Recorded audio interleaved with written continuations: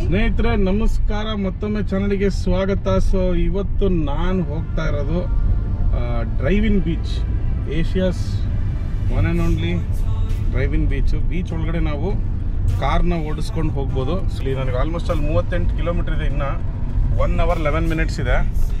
So S, ಇವತ್ತು ಮುಯಿಪಲಂಗಾಡ್ beach ಅಂತ ಹೇಳ್ತಾರೆ ಆ ಬೀಚ್ ಹೆಸರು. ಸೊ ಅಲ್ಲಿಗೆ ಹೋಗಿ ಸ್ವಲ್ಪ ಗಾಡಿನ ಫೋಟೋಶೂಟ್ ಎಲ್ಲ ಮಾಡಿ ಬರೋಣ. ಹಾಗೂ ನಿಮಗೂ ತೋರಿಸ್ತೀನಿ ಇವಾಗ ಯಾವ ಥರ ಆಗಿದೆ ಮುಯಿಪಲಂಗಾಡ್ ಬೀಚು. ಇತ್ತೀಚೆಗೆ ಸ್ವಲ್ಪ ರಿನೋವೇಷನ್ ಕೂಡ ಆಗಿದೆ ಅಂತೆ. ಮುಂಚೆ ತುಂಬ ಪ್ಲೈನ್ ಆಗಿತ್ತು, ಏನು 10 ರೂಪಾಯಿ 20 ರೂಪಾಯಿ ಎಲ್ಲ ಕೊಟ್ಟರೆ ನಿಮಗೆ ಗಾಡಿನೆಲ್ಲ ಅಲೌ ಮಾಡ್ತಾರೆ. ಸೊ ಇಲ್ಲಿ ಏನಾಗುತ್ತೆ ಅಂತಂದರೆ, ನೀವು ಗಾಡಿ ತೊಗೊಂಡೋಗಿ ಅಲ್ಲಿ ಸ್ಟಂಟ್ ಮಾಡೋದಾಗಲಿ ಅಥವಾ ಡ್ರಿಫ್ಟ್ ಮಾಡೋದಾಗಲಿ ಅದನ್ನೆಲ್ಲ ಮಾಡೋಂಗಿಲ್ಲ. ಯಾಕೆಂತಂದರೆ ಅಲ್ಲಿ ರಿಸ್ಟ್ರಿಕ್ಟೆಡ್, ಆ ಥರ ಸ್ಟಂಟ್ಸ್ ಎಲ್ಲ ಮಾಡೋಂಗಿಲ್ಲ. ಸೊ ಸುಮಾರು ಜನ ಆ ಥರ ಸ್ಟಂಟ್ ಎಲ್ಲ ಮಾಡಿ ಅಲ್ಲಿ ತುಂಬ ಕೇಸ್ಗಳೆಲ್ಲ ಆಗಿ ಸುಮಾರು ಪಬ್ಲಿಕ್ ಎಲ್ಲ ಬಂದು ಹೊಡೆದ ತಿಂದಿರೋರು ಇದ್ದಾರೆ. ಸೊ ದಯವಿಟ್ಟು ವಿಡಿಯೋನ ಮಾಡ್ತಿರೋ ಉದ್ದೇಶ ಏನಂತಂದರೆ, ಈ ಥರ ಜಾಗಕ್ಕೆ ಬಂದು ನೀವೊಂದು ಡ್ರೈವ್ ಎಕ್ಸ್ಪೀರಿಯನ್ಸ್ ಮಾಡ್ಬೋದು ಅಂತ ಅಷ್ಟೇ ಬಿಟ್ಟರೆ, ಬಂದು ಇಲ್ಲಿ ಸ್ಟಂಟ್ ಮಾಡೋದು ಮಾತ್ರ ದಯವಿಟ್ಟು ಮಾಡೋಕ್ಕೋಗ್ಬೇಡಿ. Because it's a public place. ಹೌದು, it is not a tarmac road, ಅದು ರೋಡಿಗೆ ಸೇರಲ್ಲ, ರೆಸ್ಟ್ರಿಕ್ಷನ್ಸ್ ಇಲ್ಲ ಅಂತ ಅನ್ಕೊಳಕ್ಕೆ ಹೋಗಬೇಡಿ. It is a public place, public property ಥರನೇ ಅದು ಕನ್ಸಿಡರ್ ಆಗುತ್ತೆ. ಹೋಗಿ ಒಳ್ಳೆ ಡ್ರೈವ್ ಮಾಡಿ ಒಳ್ಳೆ ಫೋಟೋಸ್ ತೊಗೊಳ್ಳಿ. ಈಗ ನಾನು ಕೂಡ ತೋರಿಸ್ತೀನಿ ಬನ್ನಿ, ಯಾವ ಥರ ಫೋಟೋಸ್ ತೊಗೊತೀವಿ, ಯಾವ ಥರ ಫೋಟೋಸ್ ತೊಗೊತೀವಿ ಹಾಗೂ ಯಾವ ಥರ ಡ್ರೈವ್ ಮಾಡ್ತೀವಿ ಅನ್ನೋದನ್ನು ತೋರಿಸ್ತೀನಿ. ಬನ್ನಿ ನೋಡುವ. ಸೊ ಆಲ್ಮೋಸ್ಟ್ ಅಲ್ಲಿ 11 ಗಂಟೆ ಆಯಿತು. ನಾವು ಇವಾಗ ಇನ್ನೇನು ರೀಚ್ ಆಗಿದ್ದೀವಿ ಇಲ್ಲಿ ಮುಯಿಪಲಂಗಾಡ್ ಬೀಚ್. ನಮ್ಮ ಗಾಡಿನ ತೊಗೊಂಡು ಒಳಗಡೆ ಹೋಗ್ಬೋದು.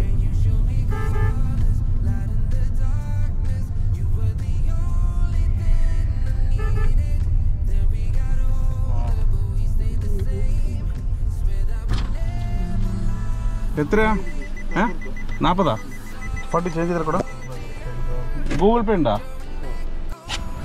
ഓക്കെ. വെള്ളം കൂടുതലാണ്, വെള്ളത്തിൽ വെക്കാം വണ്ടി. ഇല്ല വെള്ളത്തിൽ പോകുന്നില്ല. അതെയാ, ശരി ശരി ശരി ശരി ഓക്കെ. വെള്ളം കൂടുതലൊക്കെ അതെയാ, ശരി ശരി ശരി. 2 മണിയാകുമ്പോൾ വെള്ളം കുറയും. 2 മണിയാകുമ്പോൾ കുറയും. 4 കിലോമീറ്റർ സുഖമായിട്ട് പോവാം. അതെയാ, ഇപ്പം പോകാൻ പറ്റില്ല അങ്ങ് വരെ? ഇപ്പം അങ്ങ് പോകില്ല.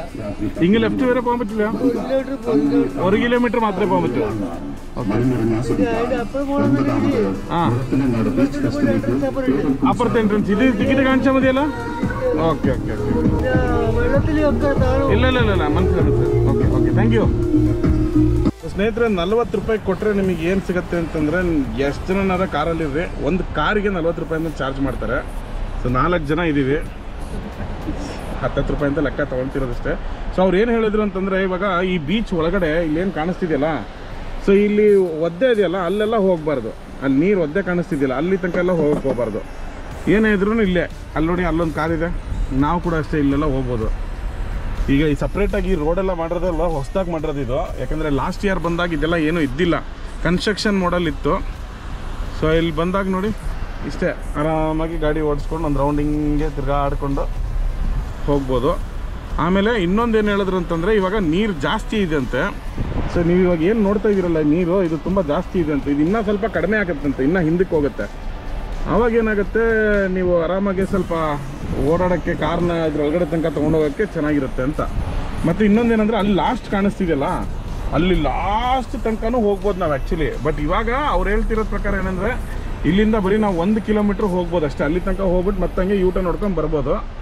ಮತ್ತು ಇನ್ನೊಂದು ಆ ಕಡೆಗೆ ಸೀದಾ ಹೋದರೆ ಅಲ್ಲಿ ಇನ್ನೊಂದು ಕಡೆಗೆ ಎಂಟ್ರೆನ್ಸ್ ಇದೆ. ಸೊ ಅಲ್ಲಿಂದನೂ ಎಂಟ್ರೆನ್ಸ್ ಆಗಿ ಆ ಕಡೆಗೆ ದಾಟಬೇಕು.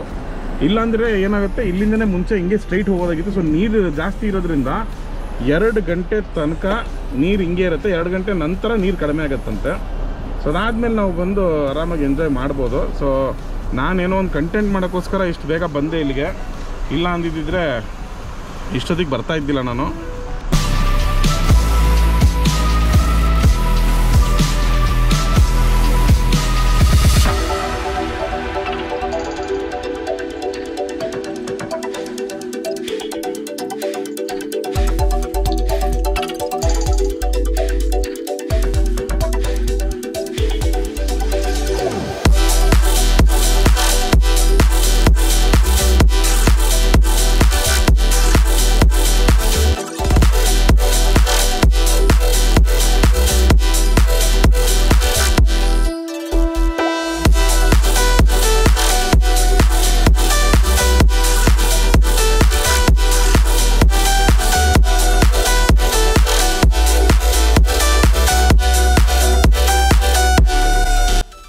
ನೋಡಿ ಯಾವ ಥರ ಟಿ ಟಿ ಅಲ್ಲೆಲ್ಲ ಜನ ಬಂದು ಹೋಗ್ತಿದ್ದಾರೆ ಇಲ್ಲಿ.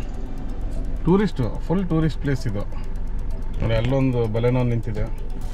ಮುಂಚೆ ಹೆಂಗಿತ್ತು ಅಂತಂದರೆ ಈ ಒಂದು ರೋಡ್ ಇದ್ದಿಲ್ಲ, ಇದ್ರ ಆಚ ಕಡೆಗೆ ಎಲ್ಲ ಫುಲ್ಲು ಆ ಮರಗಳೆಲ್ಲ ಕಾಣಿಸೋದು, ಅದ್ರೊಳಗಡೆ ಹೋಗೋದಾಗಿತ್ತು. ಇಲ್ಲಿ ನೋಡಿ ಆಟೋ ಎಷ್ಟು ಚೆನ್ನಾಗಿ ನೀರೊಳಗಡೆ ತೊಗೊಂಬರ್ತಿದ್ದಾರೆ ಒಬ್ಬರು.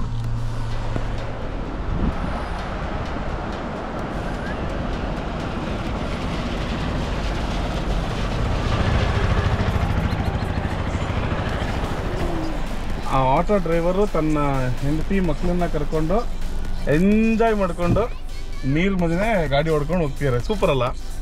ನೋಡ್ತಾ ಇದ್ದೀರಲ್ಲ, ಸಕ್ಕದಾಗಿದೆ ನೋಡಿ. ಅಲ್ಲಿ ಒಂದು ಟಿ ಟಿಯಲ್ಲಿ, ಒಂದೇ ಒಂದು ಟಿ ಟಿಯಲ್ಲಿ ಎಷ್ಟು ಜನ ಬಂದಿದ್ದಾರೆ ನೋಡಿ. ಒಂದು 30 ಜನ ಇದ್ದಾರೆ, 25 ಜನ ಅಂತ ಆರಾಮಾಗಿದ್ದಾರೆ. ಅಷ್ಟು ಜನ ಇಷ್ಟು ದೊಡ್ಡ ಟಿ ಟಿಯಲ್ಲಿ ಬಂದಿದ್ದಾರೆ. 30 ಸೀಟರ್ ಅನ್ಸುತ್ತದು.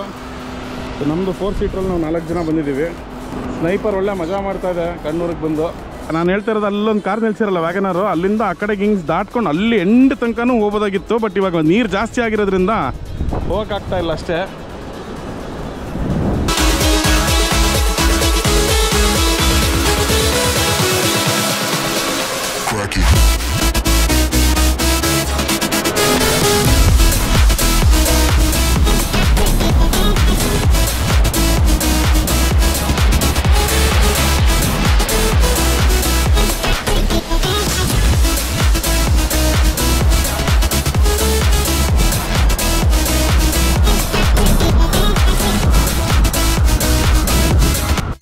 ಸುಮ್ಮನೆ ಒಂದು ರೌಂಡ್ ಹಾಕೊಂಬರೋಣ. ಸೀಟ್ ಬೆಲ್ಟ್ ಹಾಕೊಳ್ಳೋ ಬಡ್ಕೊಂತ ಇದೆ ನೋಡಿದ್ರಲ್ಲ. ಇದು ಎಂಡದು ನಾನು ತೋರಿಸ್ತೀನಿ ನೋಡಿ. ಅಲ್ಲಿ ತನಕ ಹೋಗೋದಷ್ಟೇ, ಅಲ್ಲಿಂದ ಎಂಡು ಅಷ್ಟೇ ವಾಪಸ್. ಹೇಗೆ ಅನ್ನಿಸ್ತಮ್ಮ ಅಪ್ಪ? ಇಲ್ಲಿ ನೋಡಿ, ನೀರೊಳಗಡೆ ಇಳಿಸ್ತೀನಿ ಈಗ ಲೈಟಾಗಿ. ಹೌದಾ? ಇಲ್ಲಿ ನೋಡಿ ಸುನಿಲಂಗೆ. ಹಾಂ, ಇಲ್ಲಿ ನೋಡಿ ಫುಲ್ ಎಂಜಾಯ್ಮೆಂಟ್ ಎಲ್ಲ. ಅಜ್ಜಿ ಒಬ್ಬರೇ ಹೋಗ್ತಿದ್ದಾರೆ. ಅಜಯ್ ಸೈಡು.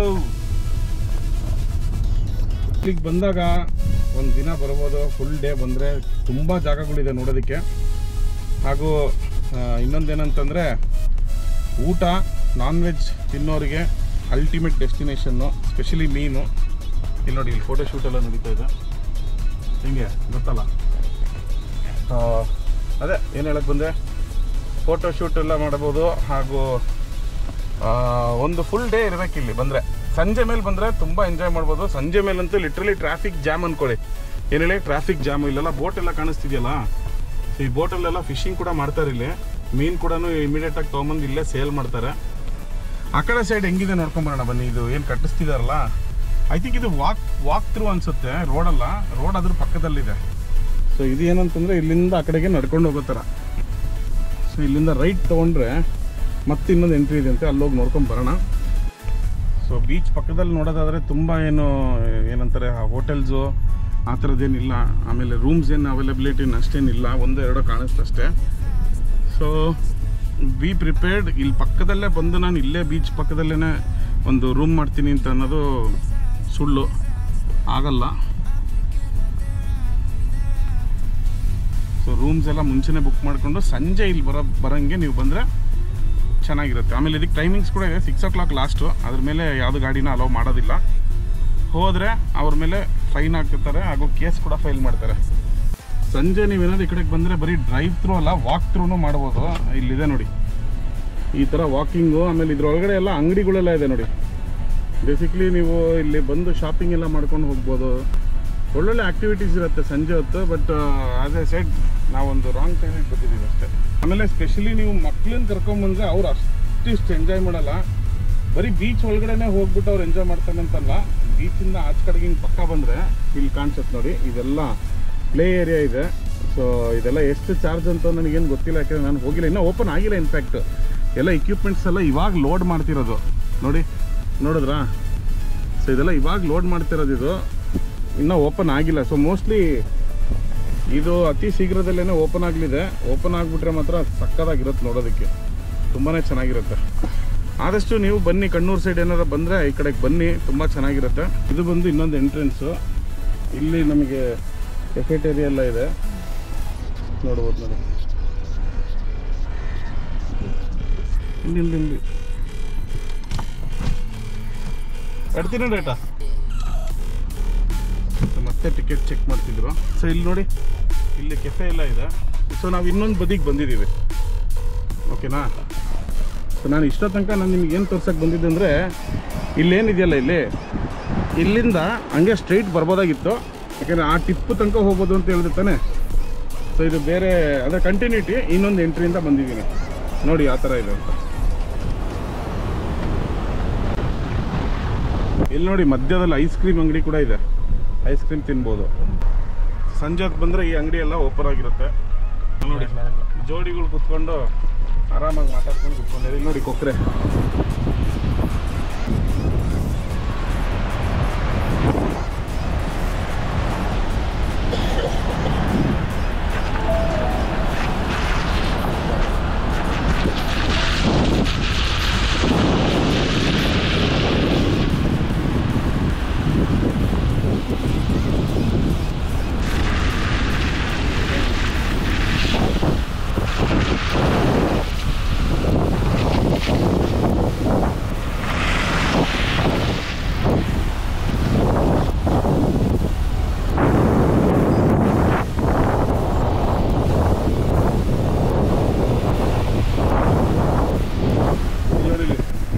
ಟ್ರೈನ್ ಮಾಡ್ತಿದ್ದಾರೆ. ಸೊ ಇಲ್ಲಿ ಈ ಥರನೂ ಮಜಾ ಮಾಡ್ಬೋದು ನೋಡಿ.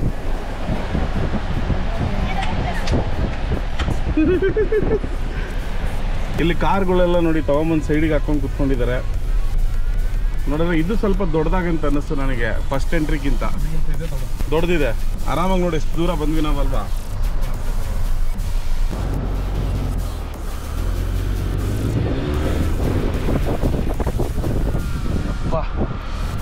ಸಿಗಾಕೊಂತು ಗುರು. ಆಮೇಲೆ ಇನ್ನೊಂದೇನಂತಂದ್ರೆ ಸ್ನೇಹಿತರೆ, ಇಲ್ಲಿ ಲೆಫ್ಟಲ್ಲಿ ಕಾಣಿಸ್ತಿದೆಯಲ್ಲ, ಸಾರಿ ರೈಟಲ್ಲಿ ಏನು ಕಾಣಿಸ್ತಿದೆಯಲ್ಲ, ಇಲ್ಲಿಂದ ಹಿಂಗೆ ನೀರು ಹರ್ಕೊಂಡು ಬರುತ್ತೆ. ಇದು ಆ್ಯಕ್ಚುಲಿ ಒಂದು ನದಿ. ಇದು ಈ ನದಿ ನೀರು ಹಿಂಗೆ ಹರ್ಕೊಂಬಂದು ಈ ಕಡೆಗೆ ಸಮುದ್ರಕ್ಕೆ ಸೇರುತ್ತೆ. ಎಷ್ಟು ತಣ್ಣಗಿದೆ ಅಂತಂದರೆ, ಇಲ್ಲೊಂದು ನೆರಳು ಇದೆ, ಆರಾಮಾಗಿ ಈ ಮರದ ಕೆಳಗಡೆ ನಿಂತ್ಕೊಂಡಿದ್ದೀನಿ. ಸುಮಾರು ಜನನೂ ಅಷ್ಟೇ ಅವ್ರವ್ರ ಕಾರ್ ತೊಗೊಂಬಂದು ಇಲ್ಲಿ ಪೊದೆ ಸಂಧಿ ಹೋಗಿದ್ದಾರೆ. ಏನಕ್ಕೆ ಅಂತ ಕೇಳಬೇಡಿ, ನನಗೆ ಗೊತ್ತಿಲ್ಲ. ಬಟ್ ಎಸ್, ಇಲ್ಲದ ಬೈಕಲ್ಲಿ ನೋಡಿ ಆ ಥರ ಸ್ಟಂಟ್ ಮಾಡಿದ್ದಾರೆ. ಸೊ ಈ ಥರ ಸ್ಟಂಟ್ನ ಮಾತ್ರ ದಯವಿಟ್ಟು ಮಾಡೋಕ್ಕೆ ಹೋಗ್ಬೇಡಿ. ಇಲ್ಲಿ ಮಾಡೋದೇನಾರ ಕಾಣಿಸ್ಕೊಂತಂದರೆ ಅದು ಸಿಕ್ಕಾಪಟ್ಟೆ ದೊಡ್ಡ ಪ್ರಾಬ್ಲಮಿಗೆ ಸಿಲುಕ್ತೀರಾ. ಸೊ ನಮ್ಮ ಸ್ನೈಪರ್ ನೋಡಿ ಎಷ್ಟು ಚೆನ್ನಾಗಿ ನೆರಳಲ್ಲಿ ಕುತ್ಕೊಂಡಿದೆ ಆರಾಮಾಗೆ. ಸ್ವಲ್ಪ ಅದು ರೆಸ್ಟ್ ಅವನಿಗೆ, ಯಾಕೆಂದರೆ ಇನ್ನೂ 300-400 kilometres ಹೋಗೋದಿದೆ. So fight for your life and reject it. You better give me space, I'm protective. My adrenaline spikes when I'm threatened, and if you stay in my way, I'm aggressive. Cause when there's no exit, I'll kill when I'm desperate. Okay, so let's go. ಕೊಡೋಣ, ಸಾಕಲ್ಲ ಎಲ್ಲ ಎಷ್ಟು ಕಾರೆಲ್ಲ ಇಟ್ಕೊಂಡ್ಬಿಡ್ತಾರೆ ನೋಡಿ ಇಲ್ಲಿ.